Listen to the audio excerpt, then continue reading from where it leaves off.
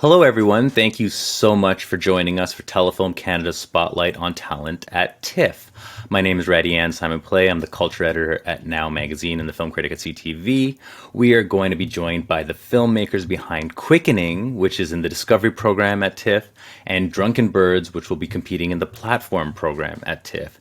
These are two very distinct films from Canadian filmmakers.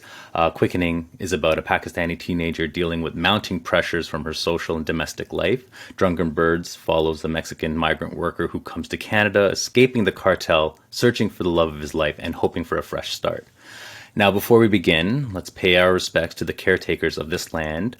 Although we are scattered across many territories today, I would like to acknowledge the lineage of Indigenous peoples in the territory known as Toronto, where I sit.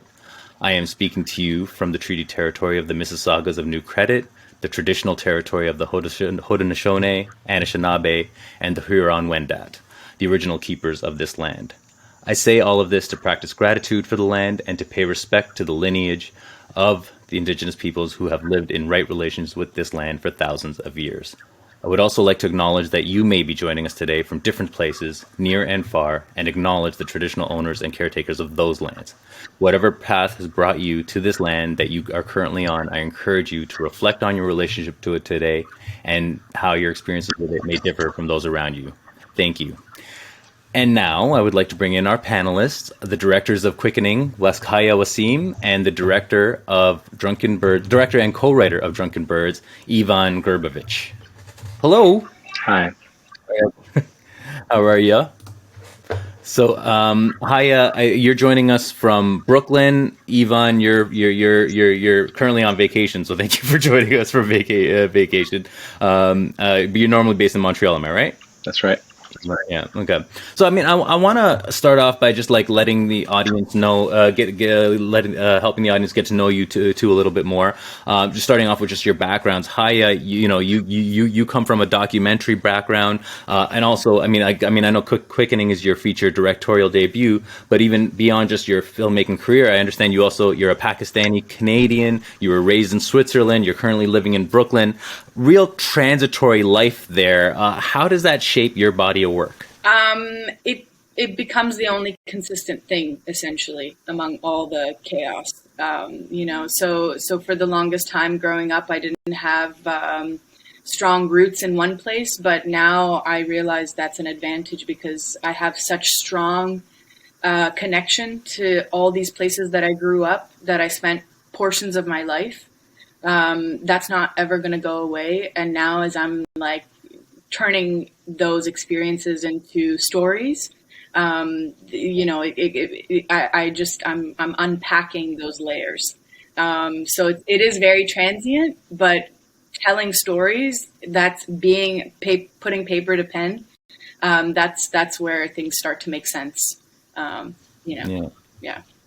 Well, I mean, yeah, because I saw your short film Canadian Dream, and it's interesting because it's like, yeah, I mean, it's basically it's a collage of different people expressing their experience of the immigrant process. What I appreciate about, I think the through line in a lot of your films is you're finding shared experiences among people from very, very different backgrounds. So whether it's about immigration like Canadian Dream, or whether it's like Ballad, which is just a lot of different people sharing very intimate moments, and you're finding some kind of connection there. So, and also Sororis, which is, just a montage of sisters from different families. So would you say that's the motivating thing in your work, like finding those kind of constants and shared experiences among people who are just, like living very, very divergent lives, so to speak? Yeah, I'm like desperate for some sort of connection, right? All the time. Because things have always been changing. I got the sense that I don't have a stable community. That things are always shifting. I had a lot of trouble making friends because not that I had trouble making friends, but I had trouble maintaining friendships. And because I always had this feeling in the back of my mind that we're going to move. And so, what's the purpose of that? Back then, social media wasn't as active, so I couldn't, stay in touch with friends that knew me since I was a kid. So, but I have memories of who I met and how it felt to be, in a relationship with different people. So that when I make films, it's like, it kind of takes away all those social boundaries. and I have the permission to be very personal, very immediately. So the only thing that remains consistent is like, well, what feels familiar to me, and maybe isn't expressed in so many words, and how can I encapsulate that into something that becomes, a piece of work that exists through time. So yeah, it's like it's definitely at the core of everything that attracts me. Okay, amazing. For sure. Now, Ivan, I'll bring it over to you. As far as I could tell, your career began with Celine Dion. You did tell me, did you direct a music video with her? Is that It's a long time ago. Oh, I began as a cinematographer. Oh. So I studied cinematography, and that kind of led to music videos, which eventually led to a wonderful music video with our great Celine Dion. But no, yeah, I've been juggling kind of commercial work and narrative work. 3 short films. This is my second film. Yeah. So yeah, my path is a bit more classic. Yeah. I'm homegrown, Montreal, through and through. Yeah. But you were at TIFF 10 years ago with Romeo 11, and what's interesting is that was the story of a young lovesick young man who from the Lebanese Canadian community, sort of coming into his own. So like both that film and then this film, it is about, once again, immigration or immigrant communities and stuff. And I know your family comes from a Serbian background. Is that part of the reason why you feel connected to these types of stories? I think kind of naturally when you live in Canada, my reality was listening to like Serbian 50% of the time. So when you go to the theaters and you don't hear a foreign language, it doesn't necessarily feel like my Canadian experience. So, I mean, my first feature was a very, very similar community to mine, which was kind of the Maronite Lebanese community in Montreal. I felt kinship and kind of felt I could kind of express myself in that sense of being a kind of a first generation immigrant. And yeah, for me, it has to do with hearing other languages. It's just part of the way I see the world. And this new film is a bit less literal in that sense. It's a bit more escapist, a bit more, it's not as kind of kind of realistic. It's not a Gardez movie like maybe my first film was. So. Right. But that's the constant, yes. Okay. So let me, I want to dig into kind of the origin stories of both of your films that are playing here at TIFF, and we'll start with you, Haya. Quickening, where did this story come from? I mean, I'll say, a lot of filmmakers, their first feature tends to be like a coming of age story that has an autobiographical component. Is that the case with Quickening? I would say it has autobiographical elements just simply because I had to start from somewhere that I could experience or relate to from an emotional perspective. Things that were present on my mind. I take it like 10 years ago, what was I feeling, and am I past that point now? And what's kind of the reflective phase of that part of my life. So it's autobiographical from that sense. But for me, making films and creating a piece of work has always been a form of being able to escape or transcend realities. That's what's allowed me to then experience or kind of unpack and understand emotionally what was going on. So it has autobiographical elements in terms of the emotions. Everything that the main character experiences, I've either experienced personally or I've witnessed collectively experienced. But the plot points are then the imagination, kind of weaving in pieces of autobiographical events and conversations that I had. So it started off with a psychiatrist that I met in Pakistan, and I asked her, I was like, what did you do today? And she said that she had a patient who's experiencing a pregnancy delusion. And I asked her what that means, and she said there's every physical symptom of a pregnancy, but there's no baby. And after 9 months, you either fall into a deep depression or you say something went wrong and you become pregnant again. So it just made me think about being in Pakistan, the pressure that women face, especially after they get married, just about childbearing and, you know, that kind of atmosphere really stuck with me. And then I had this dream where I was pregnant, and I remember my parents being very fearful of like, how will my parents react? And that they were thrilled. They were like, "Oh, this is great." And I remember my belly becoming really large and feeling like this is me, like I'm the most powerful I can be right now. And going to this event, being like in the see-through shirt, like no inhibitions, and someone whispering in my ear like, "Oh, you know, you're completely exposed." And it completely shattered that confidence that I had. And I went into this washroom and my reflection was flat. Like I had no belly anymore. And I remember going to my mom and she said like, "Oh, there was never a baby there." So it was this like very bittersweet feeling because I didn't initially want to be pregnant. Then when I really embraced it. And then when it was taken away again, I didn't know how to feel. To belong to like that initial feeling or to belong to that feeling that came afterwards.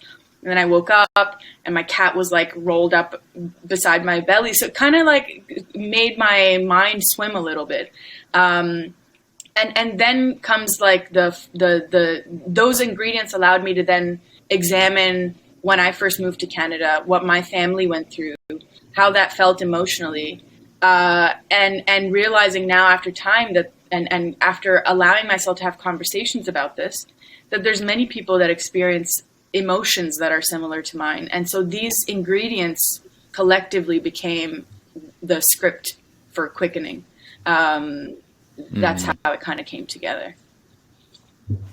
Right, and this is part of, the Talent to Watch program, right? Like this, you developed it in that program. I think part of that cohort. Can I ask, like, where did you shoot this? We shot it in around Toronto, Brampton, Toronto. It was kind of GTA.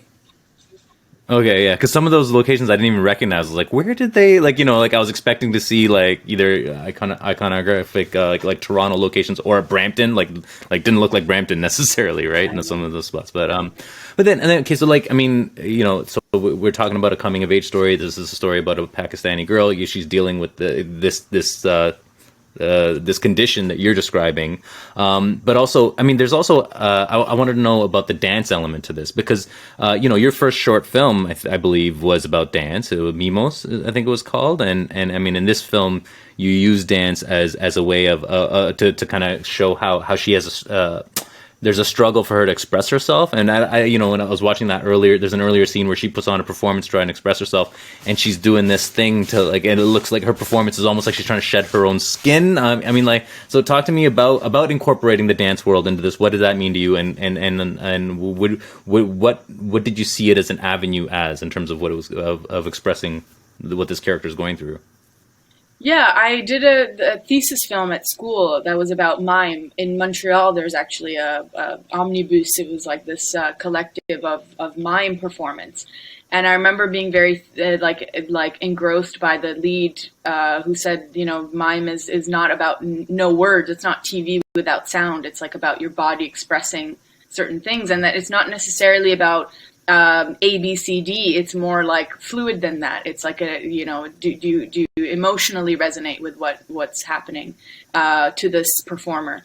So that became a core element of, again, there's a physicality in Quickening that has to do with the body and where you can't express yourself verbally, what's happening in your body that expresses what you're feeling.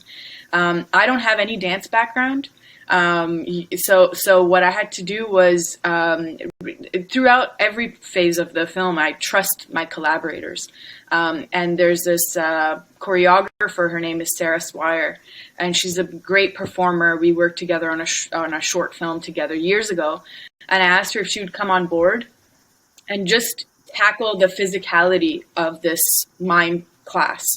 And it was brilliant because Aruj, the lead actor, she this was her first film. She's never been in any movies before. She doesn't have an acting background, but having Sarah there, it kind of opened her physicality to the film too. So it was a very layered process where not only does the film and the character require this physicality to express how she's feeling internally, but also for Aruj and for myself, having this Sarah, the choreographer, on board allowed us to go one step further than what the script said, and express it physically. So yeah, it became like a very critical piece of the puzzle. Well, I'm also wondering, like, first of all, Aruj is fantastic. You say she's never acted before. Does she come from acting, like an acting family though? Like is that her actual parents in the film? And what's the story there, like? Yeah, they're her actual parents, mom and dad, Asher Azim, Bushra Azim, Aruj Azim. They're the trio that holds up the movie. I'd originally called Asher because he's a good friend of my dad's, and in Pakistan in the 90s, he did this TV series that was just revered and still very much admired. So he's a filmmaker and an actor in his own right, and he's very well respected. And so I called him because we couldn't find any parents. Like we literally, like from Shehzad, which was my first short film that had also Pakistani characters, you get maybe 5 people to choose from. There's just no options. And that's kind of sad. And now I think that it's changing, but why are there only 5 actors to choose from, if at all, So with the parents, we had no options. There's literally maybe 2 people that submitted, so I called Asher to ask him if he would be willing to audition or be interested in playing, the parents' role. And with COVID, we had to kind of consider, bubbles of people. And so I called Asher, telling him the story, and it turned out the whole family was listening to this synopsis. And Rouge, who I'd met when she was 11 years old, she was, a kid. I was a kid. I hadn't kept in touch with her for 10 years, and she was on that call, and she's like, I know what you're talking about. And so as soon as these 3 people became aligned with what I was trying to explore, suddenly it clicked in. It was like, okay, this can make sense. So Aruj doesn't have an acting background. Her dad is a celebrated filmmaker, so she's been exposed to it, but this was her first time actually embracing a role and being a lead of a movie. I mean, she's in every scene. So, yeah, yeah. Yeah, and she's amazing. Like I until after, I did not guess her to be like, this is her dipping her toes into acting for the first time, and she does an incredible job. So I would not have guessed that. And I mean, but you said it, like you had a hard time casting for this role, and of course we know why. It's like why would a Pakistani family, why would Pakistani adults try to pursue acting in Canada when there's never any roles for them? Right. I'm sure that's kind of feeding into the challenge of trying to cast a film like this. And of course, it feeds into how rare it is to have. I mean, I mentioned how almost every, first film is a coming of age story. And usually all of those films in Canada are white people. This is the very rare occasion where we have a coming of age story about a Pakistani girl in Canada. I can't think of, or a brown girl even, right? So, or just someone who's not white. So, I mean, on the one hand, I mean, of course, I know you're aware of what this means to have a film like this in this landscape of Canadian film, but also, and I wonder, like, how does that express itself in the film? Because I mean, even Aruj, her character Sheila, being in a dance company, that's not common, like to see diverse dancers in a contemporary dance world. Am I right? Yeah, I mean, that's the strange part for me, right? Is that how I'm the only one in my family that's making movies or doing anything, creative in that sense. But my family is very creative. I have cousins that are like, I wish I could act. I wish I could do. And it's like, well, what's the barrier here? And I think comes from both ends. It's not only are the families and people from Pakistan or from diverse communities hesitant to go out and be actors or make films or be expressive in that way, but it's also the other way around. The industry is not showing us that we are welcome or that we have a place to express ourselves. Yet somehow through the cracks, I was encouraged by my family to explore this route. So Sheila, that's why she's in a dance company, and she's in the between two worlds because she's been given this very rare opportunity and permission to be creative and to express herself creatively. And that comes with a lot of baggage because now you're not limited by the rest of the community. So you can't relate to those barriers. and you're not quite fitting in with your Canadian community and all the freedoms that your peers might have. So where do you belong in that sense? And I think the solution, or not the solution, but the exciting opportunity here is, let's fill that middle ground. Like let's make more stories. Let's express some of our concerns and our insecurities, because the more we unpack those things, the more we'll have the confidence to express more deeply in that scope. Like I can't believe that this is a rare film or a rare story. Like why is that? I didn't necessarily go into it thinking that this was a movie that doesn't exist. For me, what I saw thankfully encouraged me to be like, oh, I'm a woman, I'm a young person, I'm coming of age. These are the experiences that I have, and this is my background. So I think I got very lucky in that was my perception. But I am well aware that a lot of people don't think in that order. They think I don't look like that, so this is not my story. I think we need to change these paradigms, and we are. I just feel very privileged and honored, especially in this day and age where young women, they're being stripped of their human rights. My neighboring country, Afghanistan, like I speak that language. How am I able to express myself and have a film at TIFF? And these women are, they have to burn their degrees and pretend that they have no sense of autonomy. It's mind blowing. But I think the more we express ourselves, the more things change. Yeah. Well, we talked about this being a coming of age story, so to speak, and I don't even mean to like kind of box it into that little bubble, because I think there's certain expectations that come with a coming of age story. But like I said, that is the most common first feature for a lot of Canadian films or films in general. But the thing is, yes, this is the rare coming of age story we see in Canadian film. But it's like, there is, I feel like you can rely on a certain shorthand when you have stuff like Bend It Like Beckham all the way to Never Have I Ever, so I feel like because those already exist, you're able to explore beyond just the fact of how is this girl caught between two cultures. Because what she's like, her anxieties are far more like I feel like they were so much more deeper and complex than, oh, am I a Canadian or am I Pakistani? Like, I think she has a weird relationship with her body, right? Like, there's all these other anxieties that I think come from the fact that you are a woman and you are exploring the female body as a sort of symbolic canvas and stuff like that. And can you talk to me about how all of that is she, like, what are we exploring in terms of Sheila's identity, where she has this kind of very alien relationship with her own body? Yeah, I mean, the examples that you gave, I'm so grateful for them, because they paved the way, and I think what I'm noticing is comedy was the way to allow these stories to exist. And for me, the longest time, it was like anything Muslim, anything, from the culture that I related to was able to enter the stratosphere through comedy, and that's great. But where's the drama? Where's the tragedy? Where's the place where we can have some sort of catharsis from that perspective? So now things are changing. I look at Riz Ahmed, I look at Sound of Metal. I think, wow, this is something that's, he's from where I'm from. Like how and I'm not just here to laugh and that's it. So that's super exciting.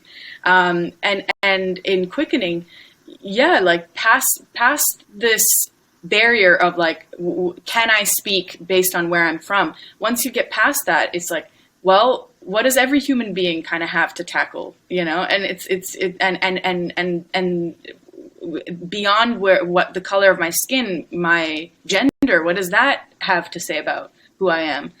What does my faith have to say about who I am? So it makes room for all these things to be explored. So Sheila, it goes back to like basics, like the body, permission, and where do you go with that? When your gates are open, like, and you're allowed, where do you go from that? And there's actually a lot of stress that comes from that, because, it's kind of like, well, now it's your responsibility. And I observed that in my Canadian community. It's like friends that had that permission, and I saw what they're experiencing, and then paired with that were warnings from my community. So it's like you have Right. to kind of straddle both worlds. But yeah, Sheila can experience and explore that, Yeah. physically, mentally, emotionally. It's funny. I got kind of excited when you mentioned Sound of Metal because I don't know if you got to see Mogul Mowgli yet. I Yes. mean, if you're a big fan of, if yeah, so Mogul Mowgli is interesting because it's so similar. It's Riz Ahmed as well, so similar to Sound of Metal, except that one's much more into exploring a Pakistani identity, whereas Sound of Metal could have been any dude, right? Like it's a similar And condition. Basim Tariq, like that's exciting. He's gonna direct Hmm. Blade. Like this is where it's like, holy shit, like things are happening, you know? This Yeah. isn't just like, you know, and Rami too, like good I was saying about comedy, but like this is where suddenly it's like it's not just like one film that I can look up to. It's really expanding and there's so much room. It's like space. Tons of Yeah, yeah, yeah. space.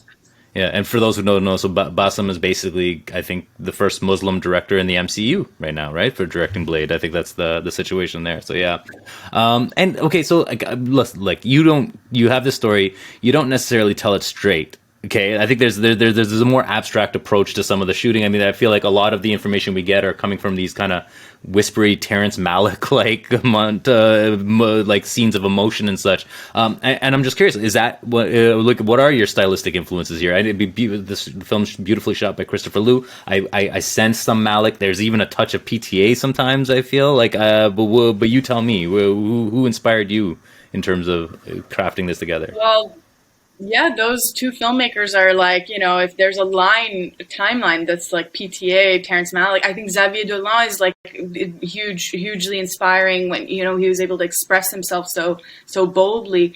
So those filmmakers all inspire me. Like Chloe Zhao now, like there's suddenly so many filmmakers that are inspiring, and I think the craft of filmmaking is important. Hmm. Not only do I have a story I want to share, I don't want to share it in plain words. I want to take advantage of the fact that we have a camera, we have sound, we have actors, like how editing. To me, what sometimes gets ignored when there are diverse stories being presented is all of that craft. Hmm. Make a beautiful film, like have a rhythm to it, have pace, have sound, music. Like that's the thrill of watching a movie, is that it kind of transports you into this other dimension. So the that's why it's less expressive, because I'm not interested in this is a great opportunity to express what I feel and think from a logical perspective, but a movie is Hmm. emotional. It's like let's feel Yeah, something. I mean, I totally like. I mean, this is what I absolutely appreciated. Like shots where you frame Sheila, where like part of her is blocked by framing in the house, or things, or people are you're seeing people through the crevices of a door. Like these are all like. I mean, I felt so many of these shots. So congratulations to you on achieving that. Also, by the way, that very sexual dance sequence where like where we're really hearing whatever is going on there, it bowled me over basically. But yeah, so now like I want to turn it over to Ivan, to Drunken Birds. I mean, also another film that is told in a very abstract way. And I guess, like, like that, this is a story that doesn't really follow a straight line necessarily. In fact, we have a circular narrative going on where it begins at the end and such. And so now this is a story, Ivan, we were talking about like how a lot of these coming of age stories and stuff can be autobiographical, but of course this is a story about a man who's escaping the cartel in Drunken Birds, and I'm sure it's not autobiographical, or if it were, you wouldn't admit to it. But so tell me, where did the story come from? Um, this is kind of supposed to be my kind of a side project I started developing. Me and my co-screenwriter, we were developing a movie, and she's also my wife and my cinematographer. So kind of that gets complicated. So sometimes I would take kind of 2, 3 days to write, just to get the kind of the juices flowing. And I wrote this script, which was just a girl in a farm. I think I'd just seen La Vie de Jésus by Bruno Dubon, and I'd be like, oh, wow, that was like 15 years ago. That was a long time ago. And I revisited the script 5 years later, and I was like, hey, I should tell the story from the worker's point of view instead. So instead of rewriting, I added to the story. And I was like, then I read Jennifer Egan's kind of visit to his goon squad. I forget the, and that was like super crazy kind of narrative. And I was like, oh, that's interesting. And then I started revisiting the script every 2 years and adding a bit and became kind of this archaeological type of script, and I think you kind of feel that when you see the film. And I don't know, it just felt kind of natural and organic, and I just left it the way it is. And for what it's worth, it's yes, a bit abstract and meanders, and it's kind of you get lost in narratives, time, you jump from one time to the next, and I was trying to explore that as well when I wrote that script. Sorry, after you said it, I couldn't think about anything else. Sasha Mashara is your wife? Yeah, Sarah Mashara. Yeah, Sarah Mashara. Yeah. Sorry, I was like, Yeah. Legend. I absolutely love her cinematography. It's absolutely. I mean, I'm thinking of Two Doors Nicole and stuff, and I was about to touch on her. I didn't know the relationship. Sure, no worries. I'm happy that you couldn't think about anything else than my wife. That's great. Yeah. She's my wife. But and she's co-wrote this with me as well. So exactly. And she co-wrote your first film as well. The feature. Yes. Yeah. So I mean, go ahead. No, please. Yeah. Well, I mean, then talk to me about. I was asking Haya about kind of her visual inspirations and stuff, or stylistic inspirations. We talked, mentioned like Terrence Malick, PTA, Chloe Zhao and stuff. When I was watching this, I was thinking of movies like. Like Embrace of the Serpent and Birds of Passage, and maybe even like a little like kind of Lucretia Martel. So I don't know, like in terms of aesthetic styles, in terms of the narrative styles, what did you and Sarah have any kind of signposts in crafting this? It's a very, you know what, I'm like, I shoot a lot, and I'm 42, and I don't know, it's like I've had my kind of Léo Carac's Mauvais Sang when I was 16, then like 22, you watch, I don't know, like some Bruno Dumont films. I write and I do, and if it ends up seeming like something that you've watched before, that's great. But all the filmmakers that you mentioned for Haya, I kind of love them as well. But no, I kind of tend to just, the only thing I said to myself, I'll shoot film, because there's the rigor. I don't know if Haya shot film, but I know I think you love film as well. Shot film, 35. We shot at Magic Hour only. There's kind of a long tradition of kind of Days of Heaven-esque. It happens in the fields. I didn't want it to feel kind of very super, like kind of, in French you say misérabiliste, like a kind of one of these like depressing movies. I want it to feel magical. I want it to feel, I don't know. So stylistically, my style is usually kind of wait till the sun sets, get 15 minutes to get the shot, and let intuition meet the sunset with a 35 millimeter camera, anamorphic lenses from the 70s, and a great crew, and hopefully some great actors. So kind of that's something, for example, that changed for my first feature where I had all non-actors, and here I was just kind of like just trying to at one point it rained during the shoot, and producers were like, okay, it rained. Shall we continue with the rain? So you were like, oh yeah. So we kind of also is very, very, very, very kind of intuitive. But yes, a bit like Haya mentioned, it's not only words, it's also images. So and images and sound and all these things. And it's the filmmakers I love, their proposition is not only words, but also a vision. And that's something that kind of, hopefully people will go into a big dark room and kind of get immersed. But, it's a big screen movie, I think. And that tradition is, I think, also important. By the way, Ivan and Hi, like if you ever have any questions for each other, please feel free to interrupt and ask that as well. But Ivan, you mentioned it, like Haya, I believe your film was shot digitally, right? But this one was shot digitally, because I know you shot on film. Like Ballad was 65 millimeters, I think, or right, yeah. So that's but now Ivan, in terms of like, but again, like you're telling the story visually, if it is the visuals that are seared into my mind. One of them is this opulent palace in the early scene of the movie. Yes. First of all, it's just seeing so this is a scene where some men, I don't know if they're migrants or squatters or whatnot, but they enter into a cartel boss's sort of estate, and it is the most ridiculous sight with a Siberian tiger and a stadium and a mansion with a merry-go-round inside. And I was so hypnotized by the fellas dancing to the merry-go-round and things like that. But so talk to me about that. I just need to know about where you got the mansion from and all.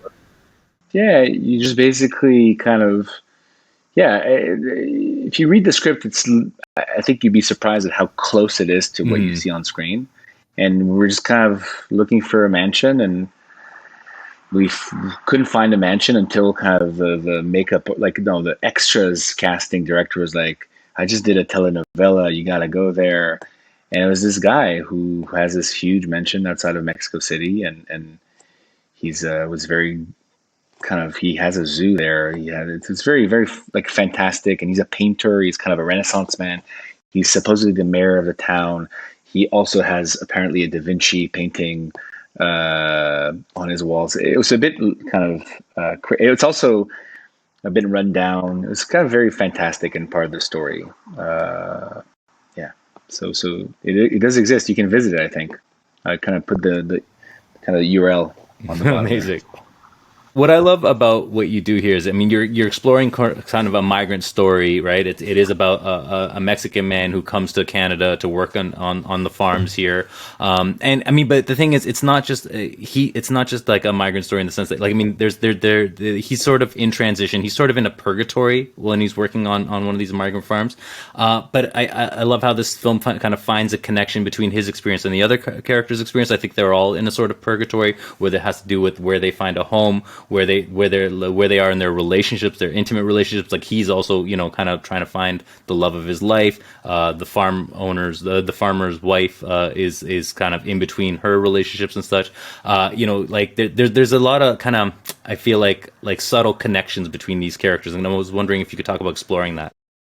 I don't know, like, kind of, I forgot to mention earlier that one of the kind of most important experiences in thinking about this film was kind of, I was coming back from a shoot when I was like an electric. I was like 26, and I got lost in a village in the fog, and I saw like 300 Mexican workers in front of a bank in the fog in this village 45 minutes away from Montreal. And I was like, what is going on here? And I think what you say is true, but there's also kind of a very mysterious quality to these people. They're like not just these functional pieces of an economy.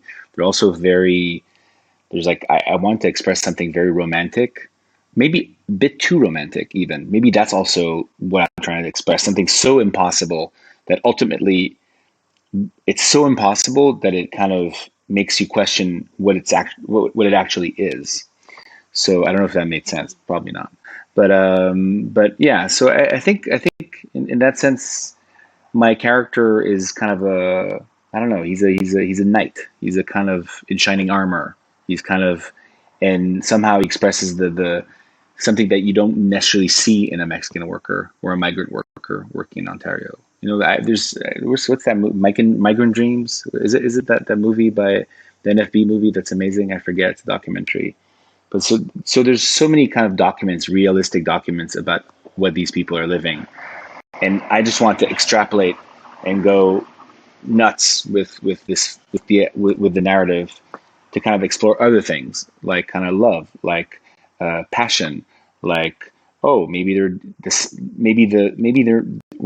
all victims. Maybe the farmers and the workers are equally victims of a system as well. You know, it's kind of so easy to point fingers, but ultimately we all want something, and obviously somebody is more, unfortunately, kind of taken advantage of than another person. But in general, I visit a lot of farms when I visit, like, researching this movie, and I realized that nobody was winning. You know, nobody was.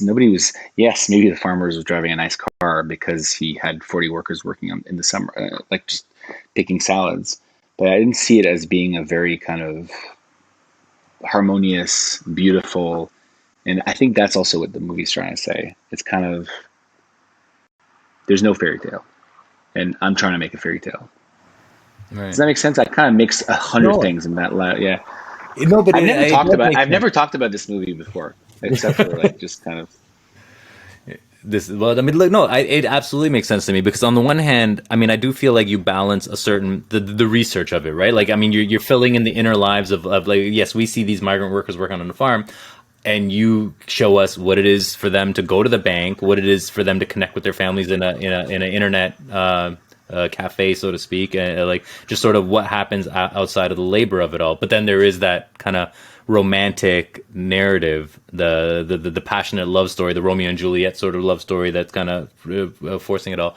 I find that interesting. But in terms of the research, then, can you talk about like what you learned about these migrant workers then? And I mean, I understand that you weren't sticking to like too close to reality necessarily. No, I wasn't. I'm not saying it's reality. No, not at all. I'm like kind of I didn't want to. That's not the point of the movie. But yeah, I did. I always do research when I do a movie. I kind of go to farms, spend time with the farmers, with the workers, visit where they live, understand the dynamics, understand. And people are like it's with open arms. They want to tell their story. The farmers love their farms. They have 50 acres of pristine salad, or the workers are super happy they're all kind of from different regions. There's camaraderie. They spend 6 months at like 14 hours. It's 40 degrees now outside. And I saw, many times they were working kind of 14 hours a day, just nonstop. And they're like it was amazing. It's great. It's very weird, obviously, and kind of that most people don't know. Ultimately, most people don't know that there's 40,000 people. Well, I don't know what the number is in Quebec, kind of farming kind of cabbage for them or something. So I don't think it's the ultimate kind of point in my movie, but there is this weirdness. When I talk about Drunken Birds, it's kind of it's in French it says les oiseaux ivres. Ivre is drunken, but ivre is also meandering. It's wandering. It's lost. There's kind of I always see my movie as like kind of these broken migratory patterns, right? These birds they start in Florida, they go in Montreal, then in the winter they come back, and because the world has changed, you're still flying, but you don't understand where you are anymore because dynamics, either geographical, psychological, economical, are all changing and shifting, and you still are friends, but the world seems to be kind of ever changing around you. And again, it seems overly complex for just a couple of images and a couple of long takes, but I think that's ultimately the kind of sensation I felt originally when I saw these migrant workers in the fog. It's just like, wow, it's just so beautiful, so heroic. Just kind of it was like, there's a scene in my movie, actually. It's actually kind of, I had to keep it in because it's the origin story, but it's just so, in Ontario also, there's like, that's actually, I'm very close to, right now, to the epicenter of it all. But I find it's very, very engaging and very easy to identify with being away from home. Well, I understand. I mean, you shot this movie before the COVID-19 pandemic. But so, I mean, I guess post-production was during this pandemic, but you correct me if I'm wrong there. But I mean, Yeah. Totally. But how did what do you know of the people, or like the migrant worker experience then during COVID-19, right? Like, did you ever kind of follow up in terms of the people you researched and things like that? Yes. There was like, obviously basically in Quebec, they had a hard time finding labor, like zero. Nobody wanted to work. And nobody worked as well.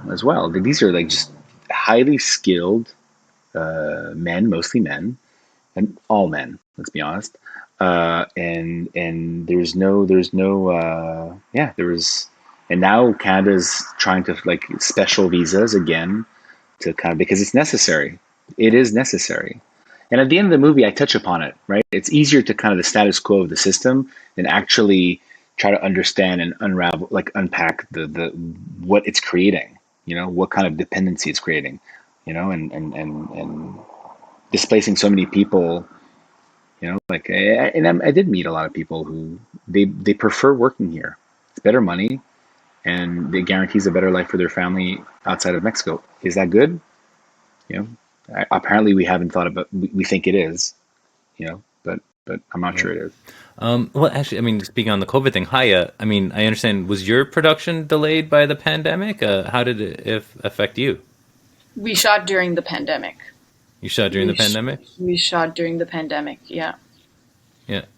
And was that an extra challenge? I mean, were you shooting? I mean, I mean, I don't think this is a secret that, like, like the pandemic, especially last fall, definitely affected, I think, the South Asian community harder because so many of them were frontline workers, and they tend to like move in big families and stuff. Was that did that affect your production in any way? Like, Yeah, I mean, I think to a certain degree we're used to adversity, and it's about like, it's like about overcoming challenges, and that kind of becomes a part of the process. We were ready to shoot. We wanted to shoot. We had to really impress our way through the obstacles that we were facing constantly from COVID and otherwise.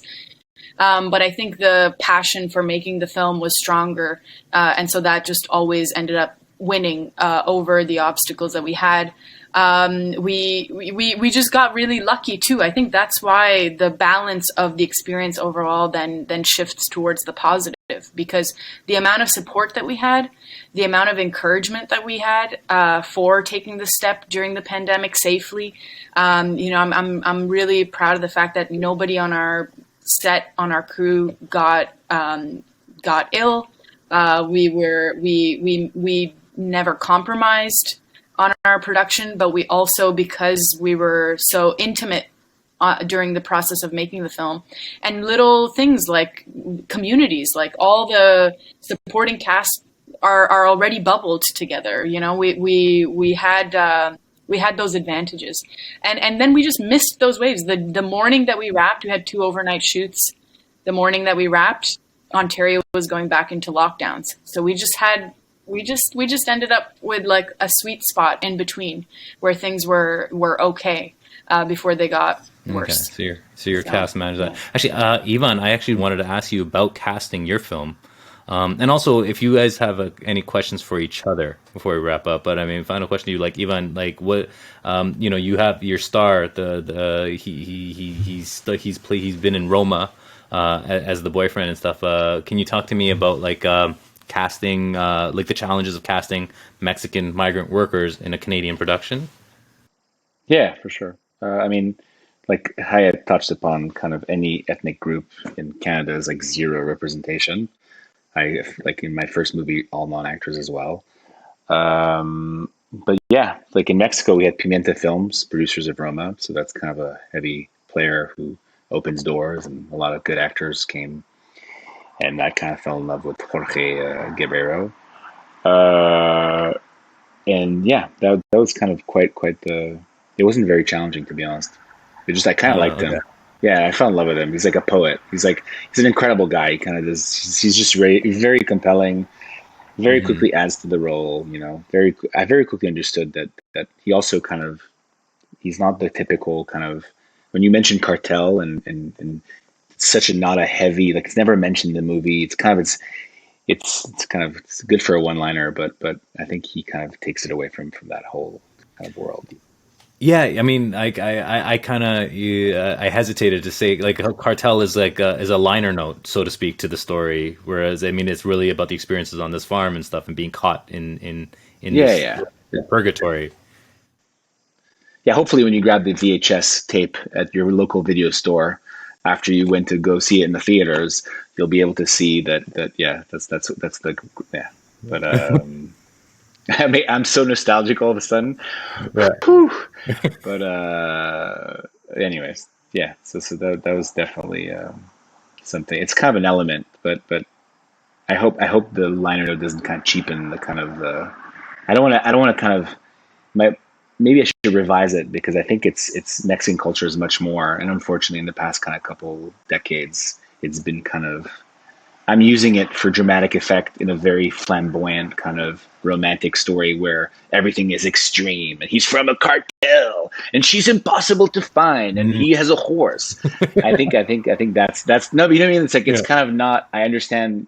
And we have to be careful with how we kind of represent other cultures, as we do so well here. Yeah, I mean it's a thing, right? Because right now everyone's only interested in cartel stories. I mean, he himself, I think his first role was Narcos Mexico, right? Like, yes. So, yeah. But everybody passes by Narcos. That's like kind of that's the Degrassi high of Mexico, basically. But Anyways, Yeah. is that still a thing? I don't know. Like, No. that dates me, right? That kind of puts me on that marks me at Oh, you 1980. don't know? There's like a third generation of Degrassi right now. It's like, Oh yeah, yeah, I didn't know. I exactly. didn't know. A third generation. I Wow. believe so. But uh, but yeah, Yeah.